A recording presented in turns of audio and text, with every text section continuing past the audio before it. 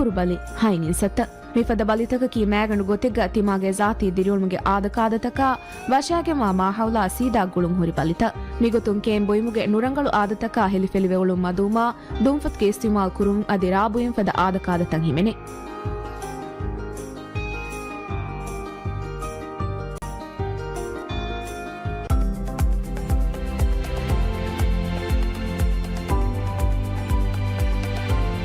خبر معلومات كنستنوغا عنها PSM News.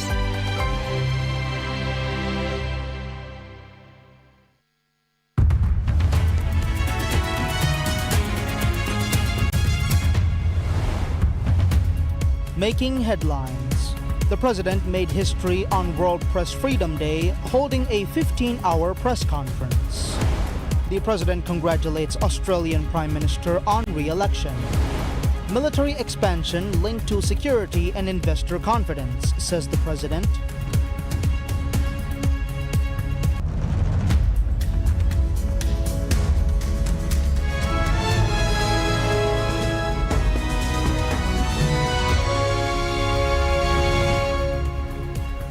Bismillah ar-Rahman ar-Rahim. Assalamu alaikum and welcome to PSM News in English with me, Abdullah Ahil. And now the news in detail.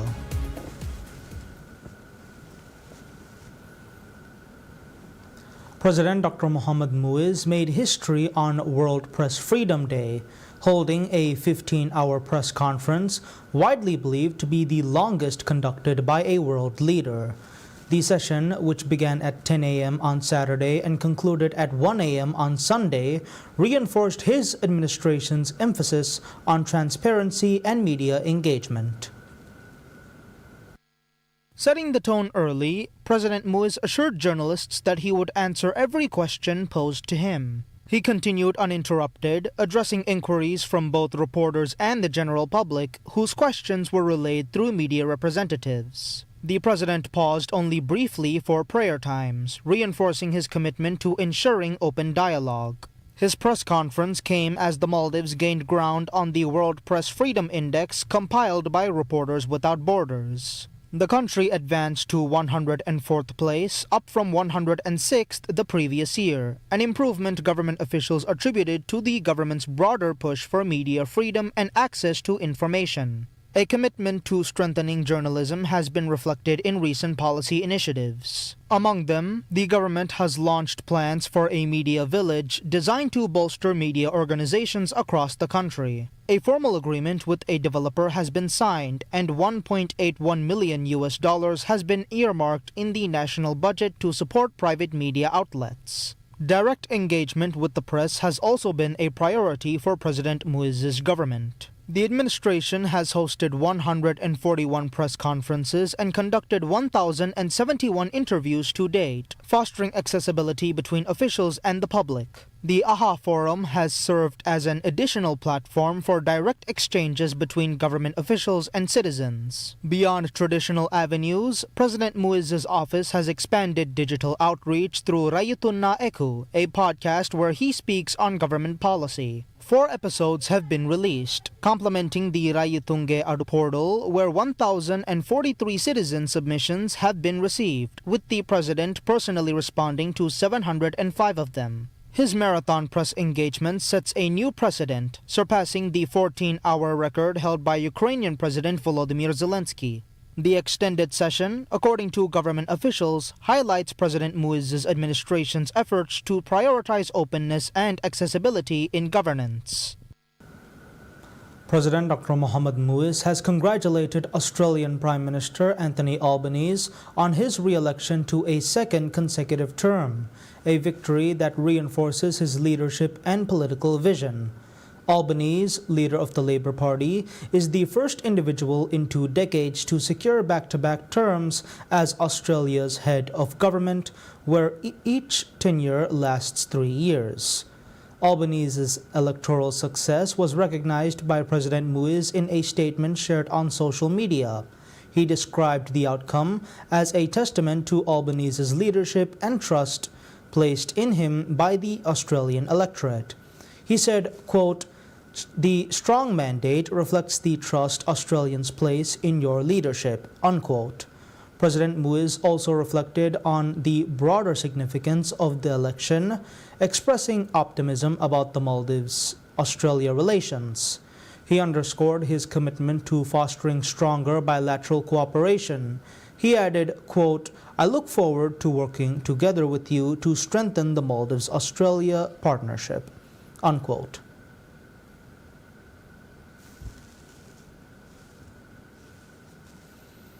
MTCC Fast Tracks project timeline targets 99% completion by late 2028. The Maldives Transport and Contracting Company, MTCC, is accelerating its project timeline, aiming to complete 99% of its portfolio by late 2028 as part of a broader effort to streamline national infrastructure development. The state-owned enterprise is managing more than 340 projects across the country. Under the directives from President Dr. Mohamed Muiz, MTCC has prioritized the swift completion of ongoing initiatives. Chief Executive Officer and Managing Director Ahmad Saudi, a former Deputy Commissioner of Police, stated that the company is reconstructing operations to boost efficiency, with personnel working intensively to ensure key projects meet their deadlines. Among the undertakings benefiting from this approach, Saudi said, is the land reclamation project in Guli Kafa Atoll. Originally scheduled for completion in 2026, the work is now expected to conclude by September. Saudi described this as a key milestone in MTCC's broader strategy to accelerate infrastructure development. If the company maintains its current pace, Saudi elaborated, nearly all projects are projected to be completed by the final quarter of 2028. MTCC employees are engaged in continuous operations, he added, ensuring that infrastructure projects entrusted to the company align with the administration's pledges to the public. MTCC's expanding portfolio covers key sectors, including education and healthcare, while also incorporating stalled projects that had previously faced delays. In response to government directives, Saudi noted that teams have been mobilized across 11 islands to initiate 38 new projects. Despite the scope of the workload, MTCC's leadership underscores its commitment to expediting infrastructure development that directly benefits communities nationwide. Saudi maintains that the company's accelerated approach will yield successful outcomes, reinforcing MTCC's mandate to deliver essential projects with efficiency and urgency. President Dr. Mohamed Muiz has reaffirmed his administration's commitment to strengthening the Maldives National Defense Force, MNDF, describing military expansion as critical to protecting the country's economic interests, particularly its tourism industry, and reinforcing investor confidence. Speaking at a press conference on Saturday, the president portrayed military reinforcement as a necessity of sovereignty, not a policy decision taken at discretion. He criticized previous administrations for allowing the MNDF to stagnate for more than 2 decades, arguing that national security depends on a capable defense force. The armed forces, he said, are central to the country's stability and a source of national pride. Maintaining them at full strength, he elaborated, is not merely strategic but a constitutional duty. Acknowledging skepticism over increased military spending, President Muiz rejected concerns that funds could serve private business interests. He characterized such doubts as lingering from past governance failures and insisted that his administration's investment in national security was focused solely on addressing long-standing institutional weaknesses. The president detailed key defense priorities, pointing to the Maldives' vast exclusive economic zone, or EEZ, where security risks such as piracy and illegal fishing persist.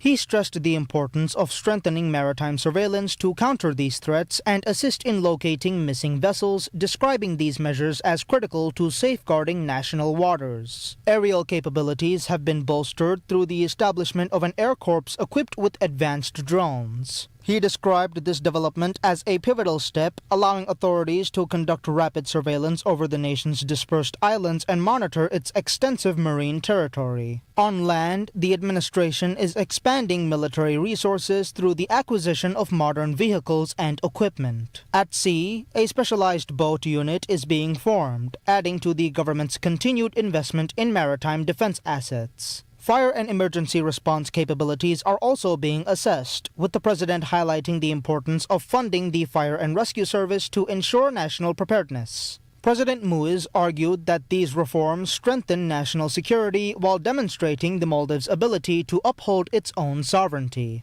A country capable of defending itself, he asserted, reassures investors and reinforces economic stability, positioning the Maldives as a reliable destination for business. Former President Maumoon Abdul Gayoom has hailed PSM News for its rapid emergence as a trusted news source, describing its progress as remarkable. His remarks were conveyed in a special statement commemorating the channel's 8th anniversary. Congratulating the staff on the milestone, President Gayoom highlighted their dedication and contribution to the country's media landscape. He noted that PSM News, a subsidiary of PSM Public Service Media, PSM, the Maldives' oldest broadcasting institution, has maintained uninterrupted 24-hour news coverage since its inception 8 years ago. This he characterized as a significant achievement, underscoring the channel's success and cultivating public confidence in a relatively short time frame. Reflecting on the newsroom's efforts, President Gayoom stated, quote, "Through your courage and dedication, PSM News has established itself as one of the most trusted media channels in the Maldives, standing at the forefront of the industry," unquote. He continued, acknowledging the individual contributions of the team, saying, quote, "Each of you has been instrumental in this success," unquote. Looking ahead, he urged the staff to continue striving for even greater excellence and work towards further progress. He concluded his remarks by offering prayers for divine blessings upon their service to the nation.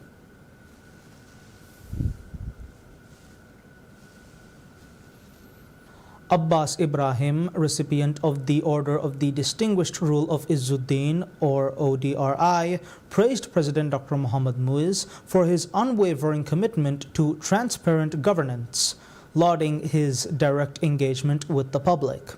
He delivered his remarks at the PSM Awards 2025 ceremony, which marked the 8th anniversary of PSM News.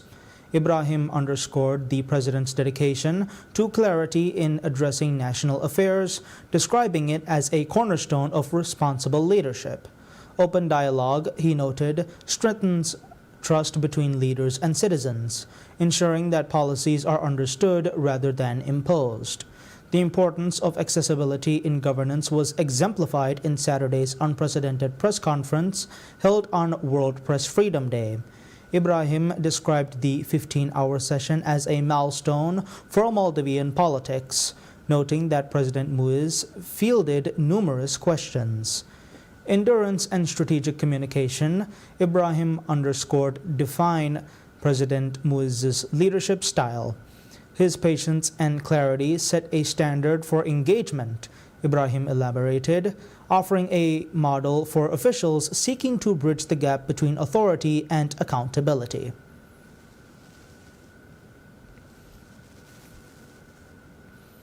Minister of Islamic Affairs Dr. Muhammad Shahim Ali Saeed cautioned against the dissemination of news and information that could harm an individual's honor, dignity, or reputation, stressing that such practices are strictly prohibited in Islam.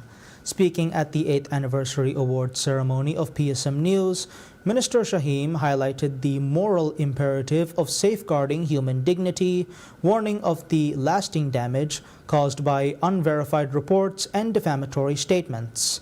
He stressed that Islam forbids the spread of baseless accusations, noting their potential to irreparably tarnish personal integrity. His remarks reinforced the broader principles of Islamic Sharia, which enshrines 5 foundational integrity and prohibits the dissemination of its commitment to timely and carefully curated reporting. He praised the network's ability to operate effectively resonates with contemporary audiences.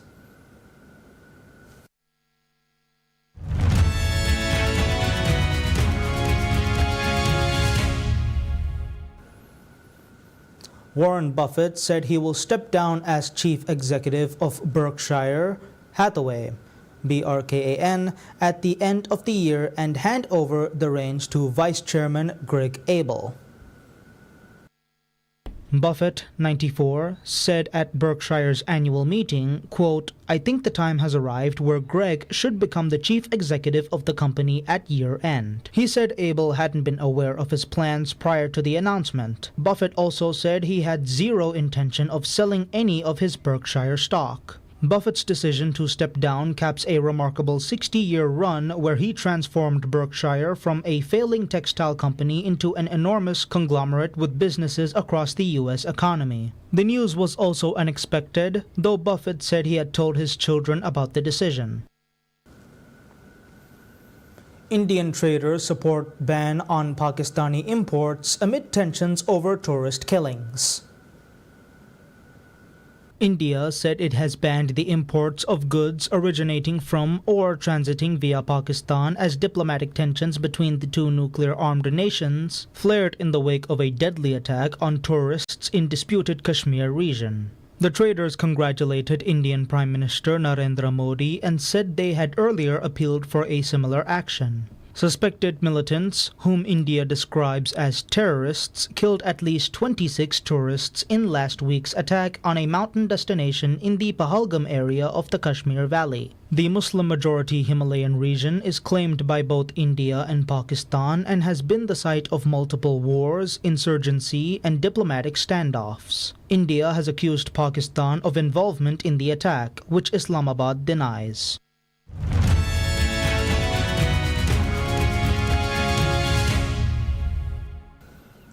Activists were prevented from delivering food supplies to humanitarian aid workers and activists aboard a Gaza-bound ship bombed by drones on Friday, May 2nd, near the Mediterranean island of Malta. The Freedom Flotilla Coalition, an international non-governmental group, said Israel was to blame for the attack, but the Israeli foreign minister did not respond to a request for comment. The Maltese government said the vessel and its crew were secured in the early hours of the morning after a nearby tug assisted with firefighting operations. Turkey's foreign ministry said Turkish nationals were on board at the time of the incident and it was working with Maltese authorities to transfer them to a safe location. Swedish activist Greta Thunberg told Reuters she was in Malta and had been supposed to board the ship as part of the Freedom Flotilla's planned action in support of Gaza, which is under blockade and bombardment by Israel. A ceasefire between Israel and Hamas broke down in March, with both sides blaming each other, and Israel sent troops back into Gaza and resumed strikes. The Gaza war started after Hamas-led fighters killed 1,200 people and took 251 hostages to Gaza in October 7, 2023,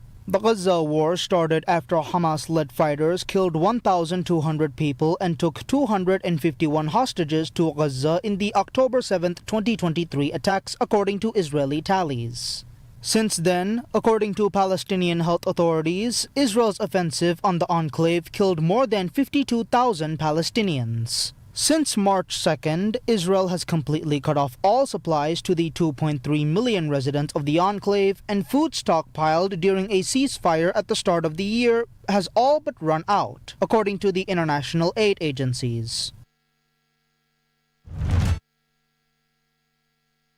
Torres and Marcelo Weigand each had 1 goal and 1 assist to help Inter Miami record a 4-1 victory over the New York Red Bulls on Saturday night at Fort Lauderdale, Florida. Lionel Messi added his first MLS goal since April 6th, and Fafa Picoult also found the back of the net for Inter Miami 6-1-3, 21 points. Mohamed Sofo had the lone tally for the Red Bulls 4-3, 15 points, who remains winless 0-3-2 on the road this season. New York had allowed just 9 goals in 10 matches before Miami put an offensive show. The Herons have scored 7 goals in their past 2 MLS matches but lost the first one, 4-3 to FC Dallas last Sunday. Miami goalkeeper Oscar Ustari and New York counterpart Carlos Miguel Coronel each had 2 stops. The Herons held a 12-10 edge in shots and placed 6 on target to 3 for the Red Bulls. Miami scored the first 3 goals of the match and was never again threatened. Picoult scored in the 9th minute to get things started. Weigand sent a cross to the left and it glanced off the head of Suarez. Picoult was there and placed a right-footed shot into the top left corner. Miami scored twice in 6 minutes later in the half. In the 33rd minute, Weigand had his header stopped by Colonel but got the rebound and set a right-footed shot into the net. The Red Bulls got on the board in the 43rd minute as Sofo sent a high-looping header from the left side that landed in the right-hand corner of the net. The foot of Eric Maxim Choupo-Moting appeared to touch the ball inside the post, but the goal was awarded to Sofo. Any thought of a New York comeback was put to the rest in the 67th minute when Messi ripped a short-range left-footed shot into the net.